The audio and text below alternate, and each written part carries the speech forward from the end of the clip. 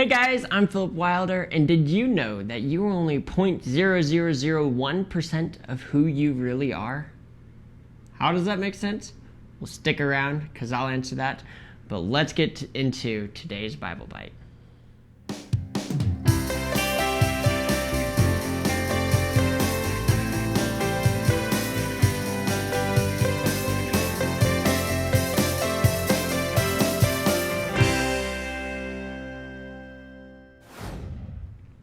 So I'm going to start us off here with Psalms 102 verses 25 through 28. And I promise you, I will answer that earlier statement. But it says, "Of old you laid the foundations of the earth, and the heavens are the work of your hands. They will perish, but you will remain. They will all wear out like a garment. You will change them like a robe, and they will pass away. But you are the same, and your years have no end. The children of your servants shall dwell secure. Their offspring shall be established before you." I love these verses. I think it's so cool how these verses point out that the universe is wearing out like a garment. Now, recent science has agreed that this is exactly the case because of the law of entropy, that slowly all of the energy in the universe is getting equally distributed, which means there will be no stars, there will be no planets, there will just be flat, equal nothingness. Well, even when that happens, even when the universe wears out in a million, billion, trillion years, whatever it will be, God will still be the exact same. He can just change it like a garment and put on a new garment, create a new heavens and a new earth, whatever. God does not change. What a crazy thing that is. Well, the reason why God doesn't change is because he's outside of time. How does that make sense? Well, I go a little bit more into detail on how God is outside of time and what that means in my last Bible Bite.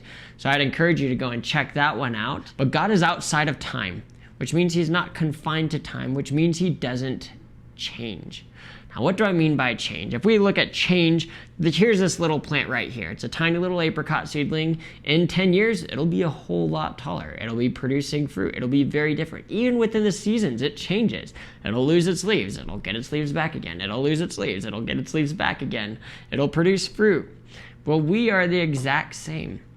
Now, one time when I was walking through a forest, I thought to myself, God, how do you view this giant, tall, 40-foot tall pine tree? And I thought about it and I prayed and I sought God on it.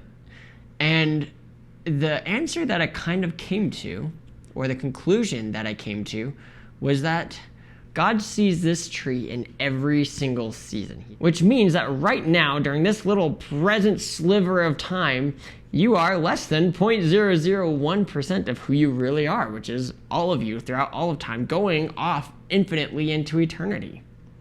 Well, that's a crazy idea, but let's focus back on God here. If God is unchanging, what does this mean? Well, when God ascribes to himself characteristics, we know then that those characteristics never change. God says that he is love in 1 John. God also says that he is just. And God says that he is holy. Well, if God is unchanging, then that means that God doesn't go through mood swings or change in his personality. Unlike us, where sometimes we can be loving, or sometimes we can be just, sometimes we can be both. But oftentimes we're either more so loving or more so just. But because God is perfectly holy, perfectly just, and perfectly loving, he is all of these all the time with every decision he makes.